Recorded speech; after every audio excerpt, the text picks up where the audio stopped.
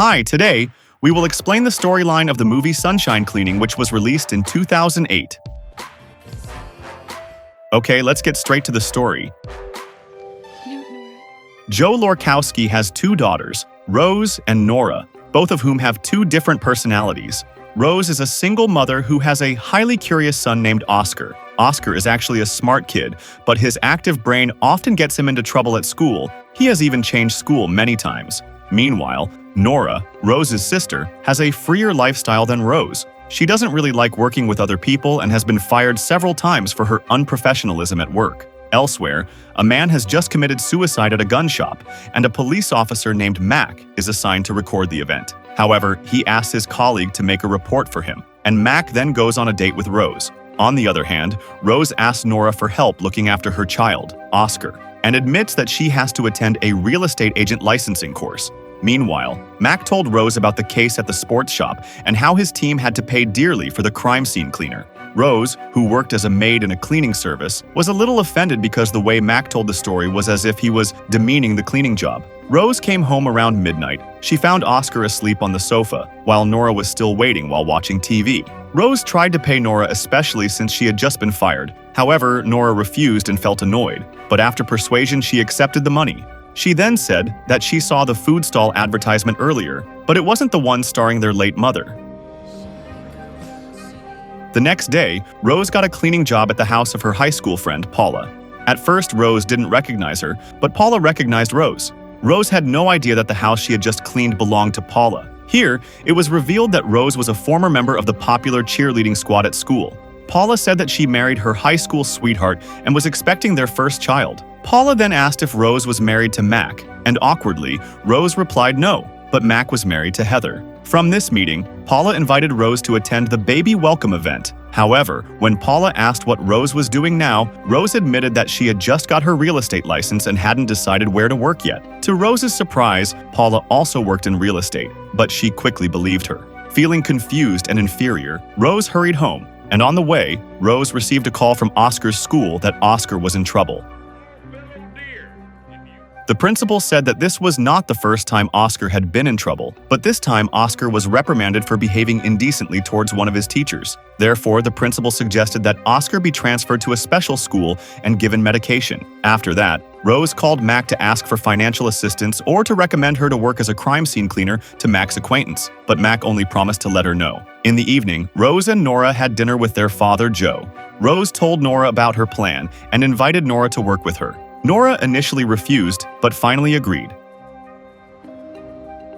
The next day, Rose and Norah went to their first crime scene, a domestic violence case that ended tragically. They were both shocked to see the blood-filled scene, but finally focused and were able to complete the task with makeshift equipment. While they were working, Joe would look after Oscar. Joe is a jack of all trades.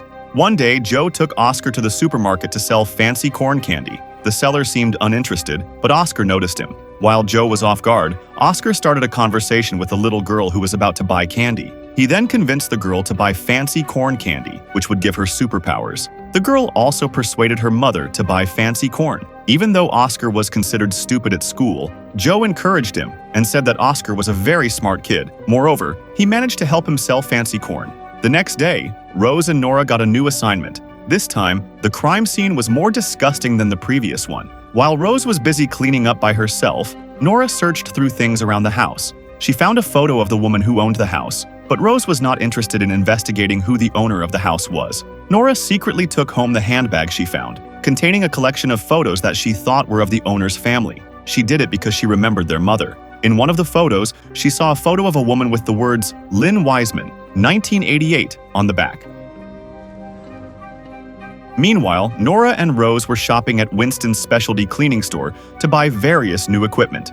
Rose specifically asked Winston for help in showing her the tools they needed. Not long after, Rose overheard a shopper telling Winston that there were expensive amateur workers who just threw away waste. Shortly after, Winston gave them 2 biohazard waste disposal manuals after seeing Rose's groceries and realizing how new they were. Halfway through, Norah asked Rose to drop her off because she had to do something. But before parting ways, Rose asked her to look after Oscar while there was a real estate class. Norah revealed that she knew what Rose was really doing. She then told her that Heather was pregnant again and Mac would not leave her for Rose, and Rose tried to be strong about it. It turned out that Norah intended to go to the apartment of Lynn Wiseman, the woman she had seen in the previous photo.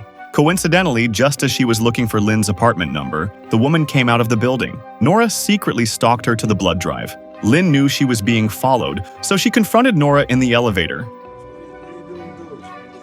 However, Norah dodged. Lynn suddenly felt guilty for accusing Norah and apologized. After the pleasantries, they parted ways, and Lynn, a blood donor officer, suggested that Norah donate blood sometime.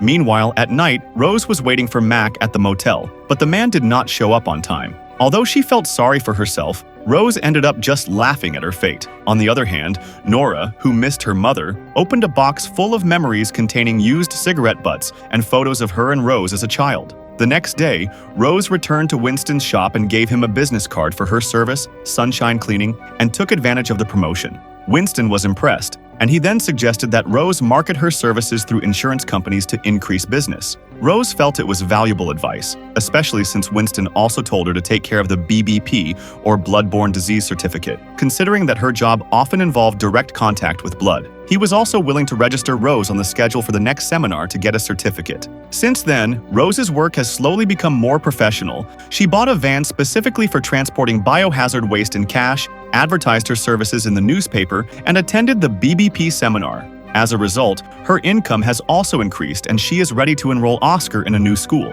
That evening, Rose received an invitation to a baby welcome party from Paula. On the other hand, Norah followed Lynn's advice to donate blood, then came to Lynn's workplace and tried it for the first time. In addition, Norah also invited Lynn to party with her and her friends later that night, and Lynn accepted the invitation without hesitation. They got to know each other better and realized that they were a good match. That night, Norah had to clean up the scene of a recent accident. The next day, Norah and Rose were assigned to clean up the remains of an old man who committed suicide in his house, and Oscar came with them, but waited in the car. This brought an emotional burden for Norah and Rose. Rose accompanied the old woman who had just lost her husband without speaking, while Norah looked around inside. Then she was reminded of her childhood when she saw a chair covered in blood. That night, Norah invited Lynn to climb a railroad bridge with her, after which Norah told her about the work she did with Rose. She admitted that this was not the first time she had seen a dead person. Her mother had also committed suicide. Although she didn't remember much about her mother, Norah kept a box of her mother's small belongings. Norah then climbed the bridge alone and screamed with joy when the train sped over it. However, behind her screams, Norah felt the sadness that still burdened her from childhood trauma at seeing her mother die. Meanwhile, Mac visited Rose's residence to give her a business card storage box, and here Rose decided to end their relationship with a heavy heart. The next day, Rose prepared to go to Paula's party. At the same time, Rose received a phone call that she had been waiting for a month from her colleague at the insurance company. They needed Rose's services to clean the house. She was in a dilemma and called Norah to come to the scene of the crime first, and reluctantly, Norah agreed. Rose then went to Joe's house, who was busy soaking shrimp in the bathroom. The smell was so fishy that Rose suspected Joe of something. Joe firmly refused to help Rose look after Oscar, and with no other choice, Rose asked for help from someone else she knew, Winston. After telling him the situation, Winston was willing to help. At the baby shower, Paula also invited her friends from school. This event was a kind of small reunion and an opportunity for Rose to promote sunshine cleaning. Her unusual business received an awkward response, but Rose tried to show that she was proud of it. On the other hand, Norah arrived at the house she was going to clean. The house was empty, but the residents had a small cat. While cleaning the bed, the cat suddenly came out of the house, and because of panicking, Norah suddenly ran after the cat. Unfortunately, she knocked over a lit aromatherapy candle and didn't realize it. The fire spread quickly, and by then, Norah couldn't put it out alone. Panicking, Norah locked herself in the car, and Rose arrived later, very annoyed with Norah's carelessness. Rose finally picked up Oscar at Winston's shop, and Winston said Oscar was asleep in his room. Rose also told him about the misfortune that had befallen her, but Winston claimed to have already known all about it from his friend Carl. Rose was increasingly confused about what she should do to make amends and pay the $40,000 in damages from the accident. So Winston suggested using insurance, but Rose didn't have it yet. She then lamented her unfortunate fate while laughing, even though it made her more and more desperate. The next day, Rose asked Joe to look after Oscar because she was going back to being a waiter on shift work. She had no other choice. On the other hand, she was still angry with Norah, who seemed to be running away from responsibility. Joe asked her not to go back to being a waiter and promised to help find a job, but Rose knew better. Her father almost never kept his promises. On the other hand, Norah handed over Lynn's mother's fanny pack. Norah admitted that it was hard to throw the item away and decided to return it to Lynn. Unexpectedly, Lynn was very offended. She realized that Norah was not really sincere to her, while she herself did not want to deal with the belongings of her mother, who was a drunkard. Lynn then left without taking the fanny pack. The next day, Rose, Joe, Winston, and Norah gathered to celebrate Oscar's birthday. Rose, who was still angry with Norah, suddenly ran to the toilet when Norah arrived. Then they tried to make up and talk nicely.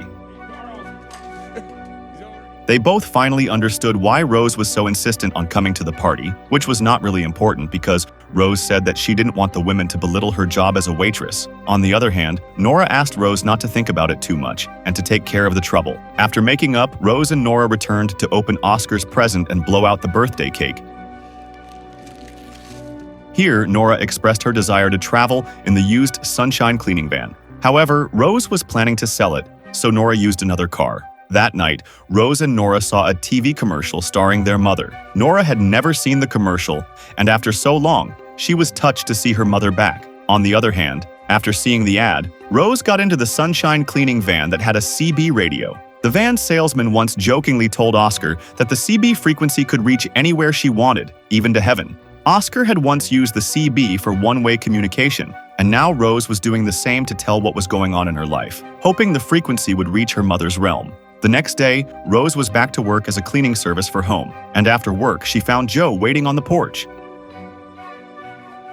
Joe said he had to stay with Rose and Oscar for a while because he had just sold his house and taken a lucrative business opportunity. He also showed her the new Sunshine Cleaning Van, which is now a family business called Lorkowski Family Cleaning. Rose was surprised at what Joe had done for her. Since then, they have worked together to run the business without Norah.